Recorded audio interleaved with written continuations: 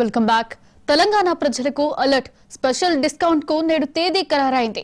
లేఅవుట్ల క్రమబద్ధీకరణకు రేవంత్ సర్కార్ ప్రకటించిన 25% discount offer గడువు నేటితో ముగియనుంది. రేపటి నుంచి కూడా స్థలాల క్రమబద్ధీకరణ జరిగినా డిస్కౌంట్ మాత్రం వర్తించదు. అయితే ఈ గడువును పొడిగించాలని దరఖాస్తుదారులు కూడా కోరుతున్నారు.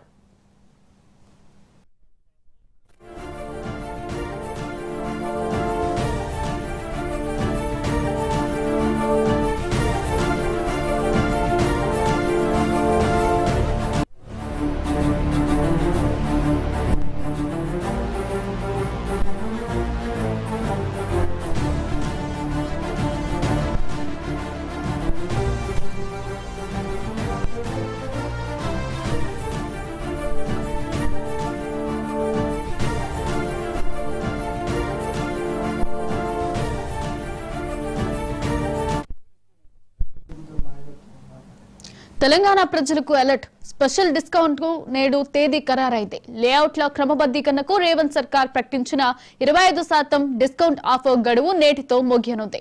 ఇక ఇదే అంశంపై మరింత సమాచారాన్ని మా ప్రతినిధి రామ్ నరేష్ అందిస్తారు. రామ్ నరేష్, చెప్పండి.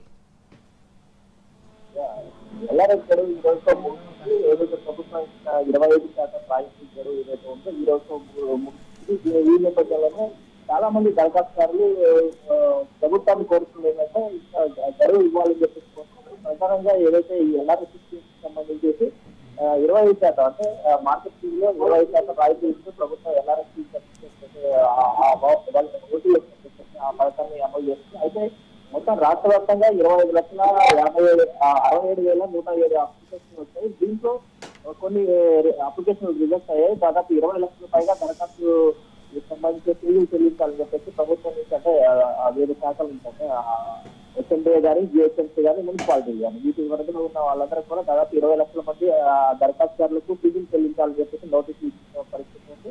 అయితే వీటికి సంబంధించి అంటే మొదట్లో కొంత సాంకేతిక సమస్యలు ఎల్ఆర్ఎస్కి చెల్లించేందుకు టెక్నికల్ చాలా వచ్చాయి. వాటి ఒక్కొక్కటి అధికారులు పరిష్కరించుకుంటూ వచ్చారు. అయితే చాలా వరకు విషయంలో కొంత క్లారిటీలు తీసుకోవడం వల్ల కొన్ని ఇబ్బందులు ఎదురయ్యాయి. వీటన్నిటిని సాంకేతిక సమస్యలు ఒక్కొక్కటిగా ప్రభుత్వం పరిష్కరించుకుంటూ వచ్చినప్పటికీ కూడా ప్రజల్లో దీనికి సరైన స్పందన లభించలేదు. ఇప్పటి వరకు అంటే మనకి అందుతున్న సమాచారం ప్రకారం ఈ రోజు ఉదయం వరకు ఉన్న అప్లికేషన్ లో కేవలం 25% మంది దరఖాస్తుదారులు అంటే 20 లక్షల అప్లికేషన్ వస్తే వాటిలో కేవలం 5 లక్షల లోపే దరఖాస్తుదారులు ఇప్పటి వరకు ఫీజు చెల్లించడం జరిగింది. మిగతా అంటే దాదాపు 15 లక్షల మంది పైగా దరఖాస్తుదారులు ఫీజులు చెల్లించాల్సి ఉంది.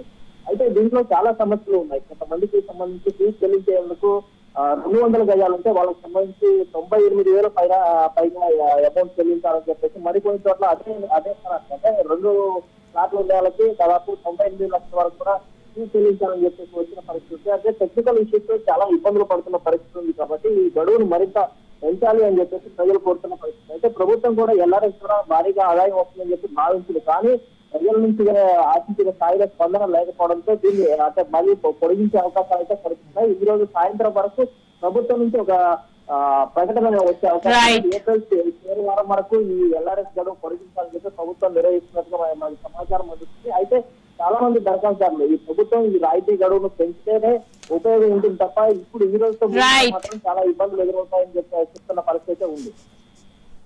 Thank you Ram Naresh.